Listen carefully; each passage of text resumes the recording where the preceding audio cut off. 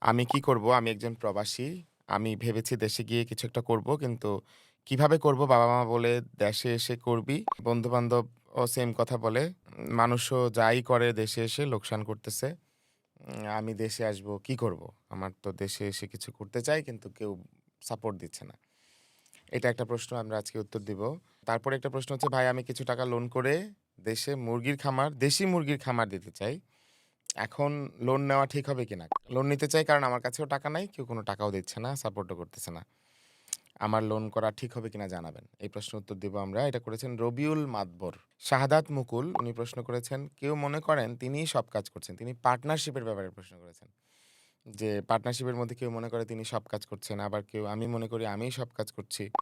কেউ ভাবেন ব্যবসার সব উন্নতির পেছনে তার অবদান সবচেয়ে বেশি। আবার আমি মনে করি আমারই অবদান সবচেয়ে বেশি। এই সফলতা কিভাবে আসবে? যদি সবাই একসাথে কাজ করি। না হয় কিভাবে আসবে? এইটা হলো শাহাদাত মুকুলের প্রশ্ন যে মানে পার্টনারশিপের মধ্যে যে এই চ্যালেঞ্জটা এটা কিভাবে উতরানো যায়? আমরা এই প্রশ্নের উত্তর দিব আজকে। ইফতেখারুল ইসলাম উনি প্রশ্ন করেছেন বডি ল্যাঙ্গুয়েজ সম্পর্কে জানতে চাই। চমৎকার প্রশ্ন। এটা নিয়ে আমরা কথা বলব। আজকে আমরা ৫ টা প্রশ্নের উত্তর দিব। শাহরিয়ার হাসান বলেছেন, "ভাইয়া আমি বঙ্গবাজারে হোলসেল বিজনেস করি। এটা কি অনলাইনে ভালোভাবে করা যাবে? মানে আমার কাপড়ের বিজনেস নিয়ে খুবই ভালো জ্ঞান আছে। আমি মানুষকে ট্রেইনও করতে পারবো চাইলে।" আসসালামু আলাইকুম। সবাই কেমন আছেন? দেখা হয়ে গেল আরেকবার। আজকে আমরা কিছু প্রশ্নের উত্তর নিয়ে কথা বলবো। অনেকদিন ধরেই অনেক ভিডিওতে অনেক প্রশ্ন আসতেছে। ৫ টা প্রশ্নের মধ্যে আমরা ১ম প্রশ্নের উত্তরে চলে যাই। মোহন মিয়া, "ভাই আমি বিদেশে আছি, দেশে এসে কিছু করতে চাই। আত্মীয়স্বজন সবাই বাধা দিচ্ছে। কি করব?" এখানে ১ম একটা পলিসি আপনাকে লাইফে নিতে হবে। সেটা হচ্ছে যে, মোহন ভাই আপনি মোহনীয় হয়ে যেতে হবে। অর্থাৎ আপনাকে সবাই শুনবে। আপনি কারোরটা শুনবেন না। অর্থাৎ আপনার অন্তরের কথা, আপনি যখন নিজের মনের কথা যে আমি দেশে এসে কিছু একটা করব। এই জায়গায় আপনি ১ম এ অন্যেরটা শোনা বন্ধ করেন যে, "তোরা আসিস না।" এটা হলো আপনার ফার্স্ট স্টেপ। এটার একটা পলিসি বলে, এটাকে বলে সে নো টু নেইসেয়ার্স। মানে না বলা, যত রকমের ও বলা, কনফিউশন করা, হ্যাঁ? ওই যে গত পডকাস্টে আমার এক গেস্ট বলেছিল যে, অন্যরা আসলে আপনাকে অন্যের বাটখারায় মাপে। অর্থাৎ আপনি যখন বলেন, "আমি দেশে এসে কি করব?" তিনি তো দেশে ব্যর্থ। তো তিনি তার ব্যর্থতার ভাটখারা দিয়ে আপনার জীবনকে মাপে। তাই তিনি মনে করে আপনিও ব্যর্থ হবেন। এখন আমার এই কথা শুনে আপনি ১ম এই ঝাঁপ দিয়ে পড়বেন না যে, "আমি কালকে দেশের টিকিট কাটতেছি। দেশে এসে আমি শুরু করে দিব।" নো। আমিও আপনাকে বলছি, তবে একটু ডিফারেন্ট ওয়েতে বলছি। সেটা হচ্ছে আপনি কি কাজ করবেন ১ম এ? গতকালকে আমার কাছে একজন লেডি প্রশ্ন করেছেন। উনি লন্ডনে থাকেন। উনার অনেক রকমের সোর্স অফ এক্সপোর্ট ইম্পোর্ট এর সোর্স আছে, অনেক কিছু আছে। উনি কসমেটিক্স অ্যান্ড আদার্স বিভিন্ন প্ল্যান নিয়ে কথা বলছিলেন। তো আমি তাকে ২ টা পরামর্শ দিয়েছি। আপনাকেও তাই দিব। উনিও ওইরকম দেশে বিজনেস স্টার্ট করতে চায়, দেশে চলে আসতে চায়। তা আমি আপনাকে যেটা বলতে চাচ্ছি, ওই একই কথা যে আমার ২ টা কাজ আপনি কখনো মিস করবেন না। আমি বারবার বলি। এবং একটা হচ্ছে বিজনেস মডেল। আপনি যাই করতে চান, আপনার প্রশ্নে বোঝা যাচ্ছে আপনিও উদ্দেশ্যহীন। তো এই কারণে আপনাকে সবাই একটু না বলে আপনি থেমে যান। আপনার উদ্দেশ্যটাকে ঠিক করেন। আপনি বিদেশে থেকে আপনি বাছাই করেন আপনি কোন ব্যবসাটা করবেন। ধরেন আপনি পছন্দ করলেন, ধরেন বাংলাদেশে এসে আপনি একটা দোকান দিবেন বা একটা কিছু খুবই সিম্পল কোনো আইডিয়া যেখানে অনেক ফেইলিউর আছে, সাকসেস আছে।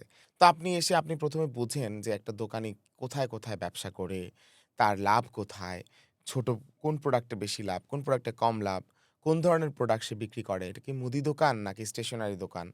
কি ধরনের প্রোডাক্ট মানে গ্রামে আপনার এই মডেলে চলে। এই ডিটেইল আপনি যখন জানতে থাকবেন তখন আপনি প্রত্যেকটা ধরেন আপনি কলম কিনবেন। কলম কে বানায়? এই কলমটা কোত্থেকে কিনতে হবে? কিনে আপনার দোকানে যে আনবেন, কোন কলমটা ভালো? কোনটা আপনি কিনলে বেচতে পারবেন বেশি? কোনটার এই মুহূর্তে মার্কেট ট্রেন্ড আছে? দেখছেন একটা কলম। এটার সম্পর্কে যদি আপনি কম জানেন, যেকোনো ব্যক্তি এসে আপনার দোকানে ৫ ডজন কলম রেখে যাবে যেটা বিক্রি হবে না। কথার কথা। আপনি টাকা নিয়ে রেখে যাবেন। আমি এমন একজনকে চিনি, আমার জীবনে একটা ঘটনা আছে।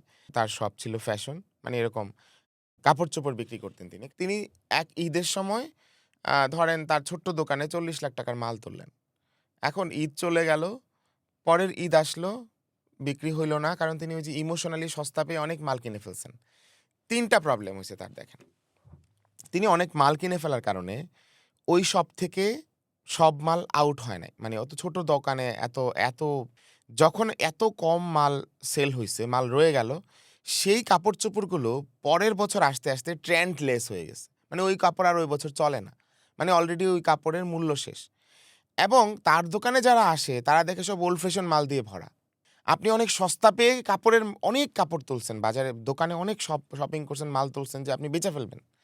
কিন্তু আপনি জানেনই না ফ্যাশনের দোকানে ধুমসে বিক্রি না হইলে মানে জমায়া বিক্রি না হইলে বা হইলেও আপনার দোকানে আসলে ২০ লাখের বেশি মাল বিক্রি হওয়ার মতো ক্যাপাসিটি নাই। তাহলে বাকি ২০ লাখ মাল, ২০ লাখ টাকার মাল অনেক কাপড়-চোপড় আপনার রয়ে গেল। এইটা আবার পরের ঈদে আপনি ডিসকাউন্ট দিবেন। কাপড় হচ্ছে পরে থাকলে চলে না।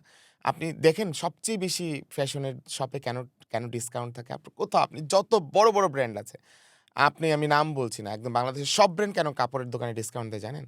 কারণ তার কাপড় ট্রেন্ডটা সরায় ফেলতে হবে দ্রুত, নতুন ট্রেন্ড আনতে। অর্থাৎ আপনি কি করবেন?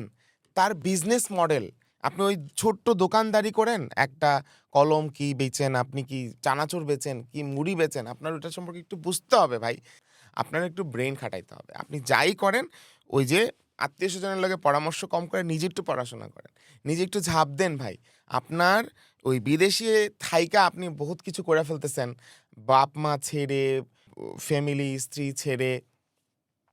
খারাপ, ভালো হচ্ছে না। আপনি বিদেশেও ব্যর্থ। কেন?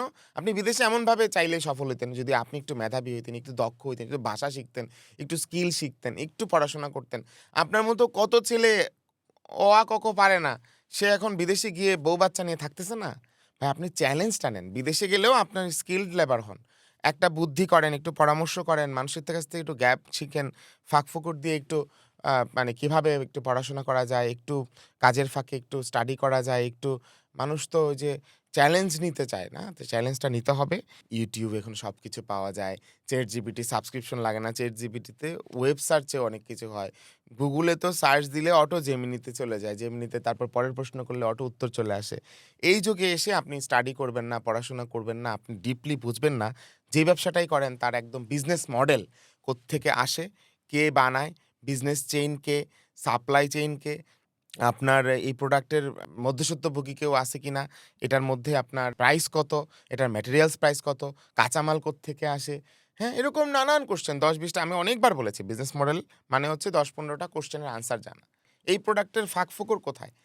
এই তো। এইভাবে জেনে গেলে দেন আপনি বিজনেস মডেল জানছেন, সবকিছু জানছেন। আপনি যখন সিদ্ধান্ত নিবেন তখন নিয়েই নিবেন। একটু তো ভুল হবে। আর হাতে আপনি ৳১০,০০,০০০ এনে ৳৫,০০,০০০ দিয়ে নামবেন। পারলে ৳২,৫,০০,০০০ দিয়ে নামবেন। বাকিটা রাখবেন, ব্যাংকে রাখবেন। মাইনষের কাছে দিয়েন না যে, "আমি তোমার কাছে ৳৭,০০,০০০ রাখলাম, ৳২,০০০ করে ৳১৪,০০০ লাভ দিও।" পরে কিন্তু ৭ লাখই শেষ। ওগুলা না, ব্যাংকে জমান।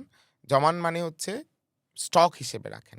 বউ, বাচ্চা, মা-বাবা, ঘরের no, it's not the right way to take cash or keep cash to anybody. এটা আপনার অনেক ক্ষতি করতে পারে। সো যাই হোক, এই ফার্স্ট কোয়েশ্চেনের উত্তর অনেক বড় হয়ে যাচ্ছে। আমরা পরের কোয়েশ্চেনে যাই। আরো কোয়েশ্চেন থাকলে মোহন মিয়া এবং আরো যারা আছেন আপনারা শুনছেন, আপনাদের কোয়েশ্চেনের উত্তর আমরা দিব আরো। আমরা রবিউল মাতবরের কোয়েশ্চেনে যাই। ভাই আমি টাকা লোন নিয়ে দেশি মুরগি খামার দিতে চাই। লোন নেওয়া কি ঠিক হবে? জানাবেন প্লিজ। লোন নেওয়া আমার জন্য উপায় নাই। আমাকে কেউ ধার দেওয়ার মতো নাই বা ফ্যামিলিতে একা আমার মা আছে আর কেউ নাই। চমৎকার একটা প্রশ্ন, হ্যাঁ? আমরা এই প্রশ্নের উত্তরে সোজা চলে যাব। আপনি মিস্টার রবিউল মাতবর, আপনি গুজরাট চলে যান গুগলে। গুজরাট গিয়ে আপনি লিখেন যে চান্দু ভাই, মেঘজি ভাই এরকম লিখেন, সার্চ দেন। বালাজি ওয়েফার্স লিখেন। আপনার একটা স্টোরি জানা দরকার। ৩ ভাইয়ের স্টোরি। এই যে বালাজি ওয়েফার্স থেকে শুরু করে আজকে পেপসিকো থেকে শুরু করে সব বড় কোম্পানির সাথে টেক্কা দেয়া ৩ ভাই। কি করছে তারা? ৪ ভাই মূলত তারা। ১ ভাই বাবা-মার সাথে থেকে যায় আর ৩ ভাইকে বাবা একটু জমি বিক্রি করে বা করে শহরে পাঠায়। এখন আসেন, সেই শহরে পাঠানোর টাকাটা আপনি মানে আপনারও নিশ্চয়ই ১ খণ্ড জমি আছে, ১ টুকরো জমি আছে বা কিছু একটা আছে। আপনি দেখবেন ওই গল্পটা শুনলে আপনি বুঝতে পারবেন তার বসতভিটাও তার বিক্রি করে দেয়া হয় শেষ পর্যন্ত। আমি যেটা বলতে চাচ্ছি, এই ৩ ভাইয়ের আ যে গল্পটা, সেই গল্পে তারা যখন স্টার্ট করছে, তখন তাদের মন্দা চলতেছিল, খরা চলতেছিল। যখন স্টার্ট করছে, তখন তার বাবা ওই বছর ফসল পায় নাই দেইখা কোনো চাল ছিল না ঘরে।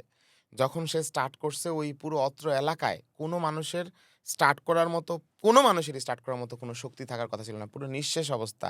আমরা বলি না যে মন্বন্তর, হ্যাঁ? আমরা বলি না যে আম প্রচণ্ড মন্দা, প্রচণ্ড ক্ষুধার সময়, তাই না? আমরা আ আমাদের শিল্পী জয়নুল আবেদিনের আঁকা সেই ক্ষুধা-মন্দার ছবি দেখি না? সেই সিচুয়েশন ওদের চলতেছিল। মানে পুরো দেশব্যাপী মন্দা, পুরো গুজরাটব্যাপী মন্দা। সব মানুষ খেতে পায় না। সেই সময় তারা ওই অল্প কিছু টাকা নিয়ে শহরে যায়। শহরে যাওয়ার টাকা মিনস কি জানেন? আমি বুঝাইতে পারতেছি না। আপনি ভাববেন কি তার তো ওই টাকাটা ওই যে আবার আপনি মনে করবেন যে কেউ তো তারে লোন দিছিল বা কিছু বিক্রি নো! সেই টাকাটা হচ্ছে শহরে গিয়ে হোটেলে থেকে ছোট একটা কিছু ধরেন এই ঝালমুড়ির ৳৫,০০০, ঝালমুড়ির ৳১০,০০০ এই টাকা আপনার আছে ভাই। আপনি নিশ্চিত থাকেন ৳৫,০০০-১০,০০০ আছে। ওইটুক টাকাই আপনি ওই সময়ের ওই গল্পটা আপনি তো আমি বলেই দিলাম, মেনশন করলাম। সার্চ করলে পেয়ে যাবেন। সো উনি গেছেন কি ওই ফার্স্ট স্টার্ট করছেন ছোট ব্যবসা। স্টার্ট করেই উনি মাইর খাইছেন। শূন্য। এই ৩ ভাই। দেন তারা ৩ জন একটা হোটেলে কাজ নিছেন। সিনেমা হলে যে ক্যান্টিন থাকে ৫ মিনিটে যে বিরতির সময় ১৫ মিনিটের বিরতির সময় যে ফুড অর্ডার ডেলিভারি করতে হয়, সেখানে তারা এই আলুর চিপস ডেলিভারি দিতেন। আলুর চিপস ডেলিভারি দিতেন, এত ফাস্টার ডেলিভারি দিতে হইতো এবং এত কমপ্লেইন আসতো দ্রুত যে এটা ভালো না, এটা পচা, এটা ভাজা হয় না, এটা সেইটা। তার ব্রেইন কাজ করা শুরু করে এবং ওইটুক ফাস্টার ব্রেইন কাজ করতে, করতে সে আলু ভাজা শিখে খালি। দেখেন খুবই ইম্পোর্টেন্ট। আজকে যে গল্পটা আপনাকে শুনতে বলছি সেটা কিন্তু বিলিয়ন ডলারের গল্প। কিন্তু স্টার্ট হইছে ৳0 থেকে, হোটেলে কাজ করা থেকে, ভালোভাবে আলু ভাজতে জানা থেকে। Believe me, everything starts like this. আপনি ভালোভাবে আলুটা ভাজা শিখতে পারলেও হয়ে যায় ভাই। আপনি এনিথিং, এই যে মুরগির খামার আপনি দিতে চান, আপনার লোনের টাকা লাগবে। কেন ভাই? আপনি মুরগির খামারে চাকরি করছেন ৬ মাস? আপনি জানেন মুরগি কোন সময় কোন টেম্পারেচারে মরে যায়? আপনি জানেন কয়টা ফ্যান লাগে মুরগি চালাইতে? কয়টা মুরগির খামারে কি খাবার লাগে? কোন খাবারটা অ্যান্টিবায়োটিক দিয়ে মুরগিকে টিকিয়ে রাখা হয়? অ্যান্টিবায়োটিক ছাড়া মুরগি কি খায়?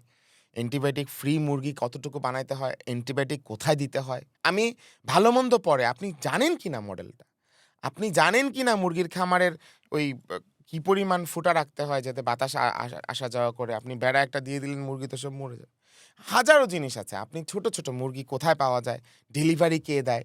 ঢাকা শহরের মুরগির মাফিয়া কারা? কি জানেন আপনি? আপনার কোন জায়গা থেকে মুরগি কেমনে বিক্রি হয়? চেইনটা কি?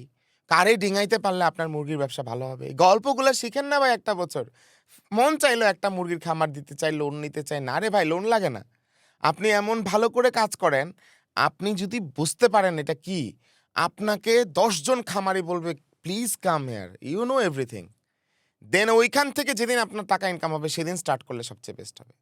বারবার বলছি, হ্যাঁ, আপনি লোন নিবেন না একদম, মানে লোন নিলে একেবারে আপনার দুনিয়া মানে মহাভারত অশুদ্ধ, শুদ্ধ এটা আরেক প্রশ্ন। মানে অনেক বড় কিছু মিস্টেক হাবিজাবি এইটা আমি বলতে চাচ্ছি না। আমি আপনাকে বলতে চাচ্ছি, আপনি লোনটা তখন নেন যখন আপনি বুঝবেন যে এই মুরগির খামারে আমি হাত দিলে বাংলাদেশের মুরগির খামারের ৩ টা জিনিস আমি চেঞ্জ করতে পারব। বললাম আরকি। হ্যাঁ, আমি অ্যান্টিবায়োটিক ফ্রি মুরগি দিতে পারবো। বা আমি সবচাইতে বেশি মুরগির প্রোডাকশন সবচেয়ে কম সময়ে সবচেয়ে হেলথি মুরগি দিতে পারবো। বা কিছু একটা। আপনি এরকম ৩ টা ৪ টা জিনিস বাছাই করেন, নিজের নলেজ গেইন করেন।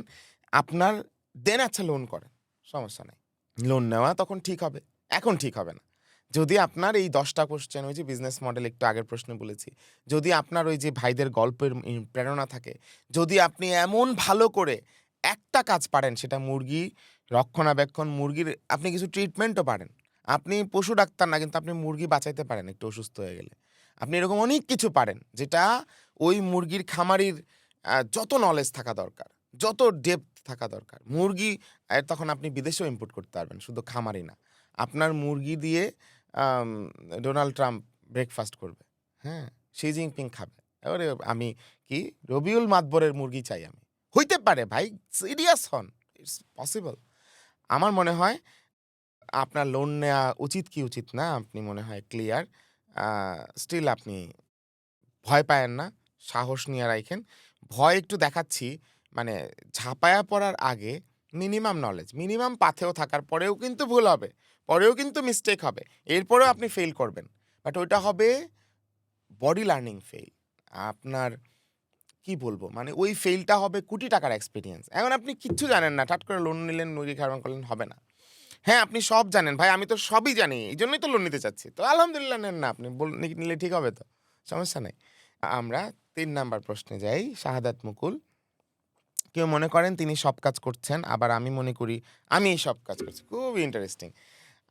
কেউ ভাবেন যে ব্যবসার সব উন্নতির পেছনে আমার অবদান। আর কেউ ভাবেন যে না সব উন্নতির পেছনে তার অবদান। এই সমস্যার সমাধান কি?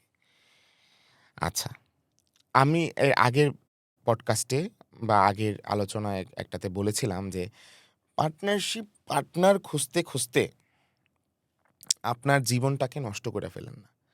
আপনার ২ টা কাজ বলেছিলাম।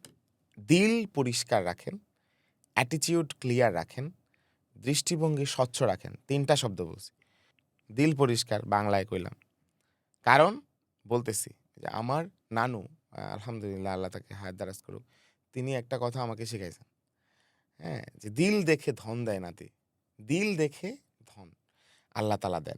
তো এইজন্য দিল পরিষ্কার রাখতে হবে। ২ নাম্বার বলছি অ্যাটিটিউড ক্লিয়ার। আপনার স্পষ্ট দৃষ্টিভঙ্গি লাগবে। আবার এটারই আবার অন্য ভাষায় বললাম যে আপনার স্বচ্ছ দৃষ্টিভঙ্গি, তাই না? স্বচ্ছ দৃষ্টিভঙ্গি, ক্লিয়ার অ্যাটিটিউড, দিল পরিষ্কার কথা একই। আপনার মাইন্ডসেট এটা খুবই ইম্পর্টেন্ট। আপনি স্টার্ট করছেন।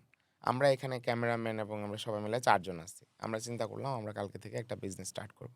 খুব সুন্দর আমরা স্টার্ট করে দিব। এটা আমি বলছি কোনো সমস্যা নাই। একজন মনে করেন যে মদ খায়, মেয়ে নিয়ে ব্যস্ত, তারে বাদ দেন। কিন্তু মোটামুটি ভাই মিথ্যা বলে না, মেজর প্রবলেম নাই। একটু আধটু দুষ্টুটি আছে, একটু ভুল আছে। তারে নিয়ে ৩ দিন, ৩০ দিন, ৩ বছর রিসার্চ করতে, করতে আপনার পার্টনারশিপই হয় নাই, স্টার্ট হয় নাই। It's not good. এটা আমি এখনো আছি। এখনো আমি স্ট্যান্ড করছি। কেমনে? তাইলে কেমনে হবে? এটা আপনার প্রশ্ন আসতেছে আমি। আপনি স্টার্ট করে দিলেন। স্টার্ট করে আপনার তো দিল পরিষ্কার। আপনার তো অ্যাটিটিউড ক্লিয়ার। আপনার তো দৃষ্টিভঙ্গি স্বচ্ছ। একই জিনিস। মানে আপনি তো সব আপনার মনটা অনেক ভালো। আপনি আপনি চান যে আমার সব হারায় গেলেও সমস্যা নাই, আমরা শুরুটা করি। তাহলে আপনি এক্সপেরিয়েন্স শিখতেছেন। আপনার কমিটমেন্ট ঠিক রাখার চেষ্টা করতেছেন।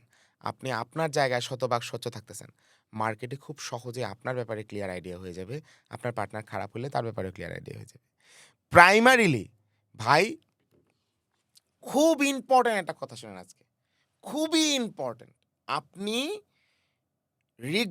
একটা রিসার্চ হইছে যে রিগ্রেট করা নিয়ে। মানে আমি জীবনে ধরেন কালকে আমরা একটা ব্র্যান্ড স্টার্ট করছি। আমরা একটা ব্যবসা করব।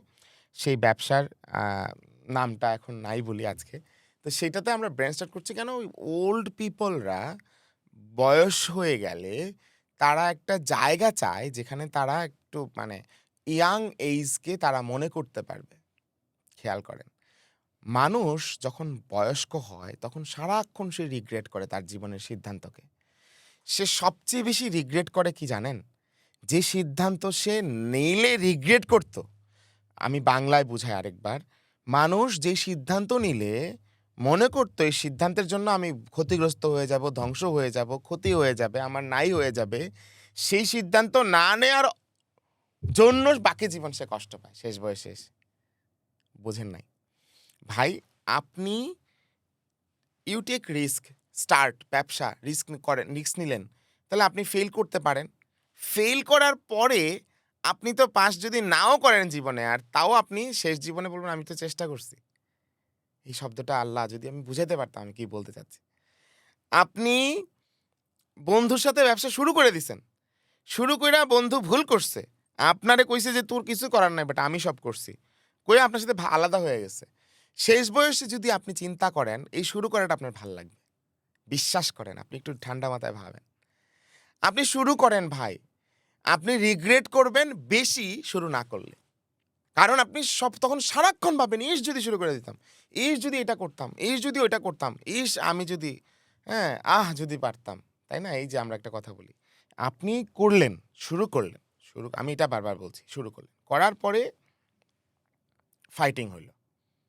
ফাইটিং হইল, সলিউশন আসছি। তার মানে ফাইটিং হইলে কি হইল? আলাদা হয়ে গেলেন। সলিউশন হয় নাই। আলাদা হয়ে গেছেন। কিচ্ছু যায় আসে না। আপনি আবার পার্টনারের সাথে স্টার্ট করেন। আবার আলাদা হয়ে গেছেন, আবার পার্টনারের সাথে স্টার্ট করেন। আমি পার্টনারশিপকে এত প্রাধান্য দিচ্ছি। কেন ভাই? আপনার কয় টাকা লাগবে? এই জীবনে আপনি কি চান? কত কোটি টাকার মালিক হবেন একা, একা? কত বড় হবেন একা, একা? কার জন্য হবেন ভাই? কোন জেনারেশনের জন্য? নেক্সট জেনারেশন একা, একা আপনার বাচ্চা আইসা আর পুরা এম্পায়ার ধইরা ফেলবে। আর সেই এম্পায়ার পুরা পৃথিবী নিয়ে পৃথিবী সবাই মাইনে নিবে আপনার পুত্রের এম্পায়ারে চড়ে বসা। নো ভাই, ইম্পসিবল। ওইটা এমনি ধইসা পড়বে। ধইসা যেটা পড়বে সেটার জন্য আপনি একা, একা রেডি হয়ে লাভ কি? ১০ জন মিলে রেডি হন। তাইলে এটা বেশি দিন টিকবে। সোসাইটির বেশি গেইন হবে ভাই। আমি জানি না বুঝাইতে পারছি কিনা, বাট এইটুক বুঝাইতে চাই, বুঝাইতে থাকবো এই জাতিকে। আমার যতটুক সামর্থ্য আছে।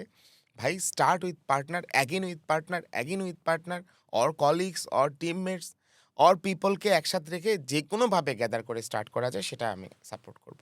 এরপরে আসেন, এইবার এটার উত্তরও আছে আমার কাছে। কেউ মনে করে তিনি বেশি কাজ করতেছে। এইটা আপনি ১ম এ সায়েন্টিফিক ওয়েতে যান। নাম্বার 1, আপনি তার সাথে 5 ডিসফাংশন অফ টিম বইটা পড়ছেন, তার সাথে একসাথে গল্প করছেন, তার সাথে ট্যুরে গেছেন, তার সাথে খোলস ভাঙছেন, তার সাথে আমার একটা ভিডিও আছে এই বইটা নিয়ে। এই বইটা আপনি তার সাথে চেষ্টা করবেন। আপনি খোলস ভাঙবেন, হৃদয়ের কথা বলবেন, স্বপ্নের কথা বলবেন, লক্ষ্য ক্লিয়ার করবেন, মানে তার সাথে সিদ্ধান্ত একসাথে ফাইট করে নিবেন। এই যে মানে আপনি 5 dysfunction of team, 5 temptation of CEO পড়বেন। কারণ আপনার মধ্যেও কিছু সমস্যা আছে। আপনি ধরেন সিইও বা আপনি ধরেন সেকেন্ড ম্যান, সিইওস যারা আরকি একটা কোম্পানির সো কল্ড অমুক এক্সিকিউটিভ, অমুক হেড অফ দ্য ডিপার্টমেন্ট, অমুক চিফ, সবগুলো কিন্তু অ্যাকচুয়ালি একেকটা সিইওর চরিত্র। ওনারা সবাই মিলে দ্য 5 টেম্পটেশন অফ সিইও পড়বেন, 5 ডিসফাংশন অফ দ্য টিম পড়বেন। আপনি 7 habits of highly effective people পড়বেন। এই ৩ টা বই পড়বেন। জীবনে কোনোদিন প্রবলেম হওয়ার কথা না। আপনি পড়বেন, পড়াবেন সবাই মিলে। এরপরে প্রবলেম হবে। হইলে ইগনোর করা শিখবেন কমপক্ষে 90% পার্ট। মানে ধরেন আপনার 10% ঠিকঠাক আছে, 90% পার্ট প্রবলেম আছে। মনে রাখবেন, একসাথে থাকার শক্তি কখনোই ভেঙে যাওয়ার শক্তির চেয়ে ছোট না। অলওয়েজ বড়। অলওয়েজ মনে রাখবেন, আপনি যেকোনো মূল্যে একসাথে আছেন আপনার পার্টনারের সাথে, ইটস স্ট্রঙ্গার দেন যেকোনো মূল্যে আপনি একা করছেন। Believe me. আমি এটা নিয়ে ফাইট করতেই থাকবো। আপনারা প্রশ্ন করতেই থাকেন, কমেন্ট করতেই থাকেন, আমি আরও কথা বলবো। ৪ নাম্বার প্রশ্নে যাই।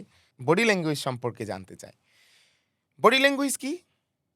বডি ল্যাঙ্গুয়েজ হচ্ছে ঘুষা মারতে পারেন কিভাবে, কোন ভাষায়? লাথি মারতে পারেন কোন ভাষায়? নো। বডি ল্যাঙ্গুয়েজ বডির ল্যাঙ্গুয়েজ না। বডি ল্যাঙ্গুয়েজ আসলে মনের ল্যাঙ্গুয়েজ। বোঝেন, মানুষের কনফিডেন্স ৩ রকমের। একটা হচ্ছে ফেক, বিগ সার্কেল, একটা ফেক কনফিডেন্স।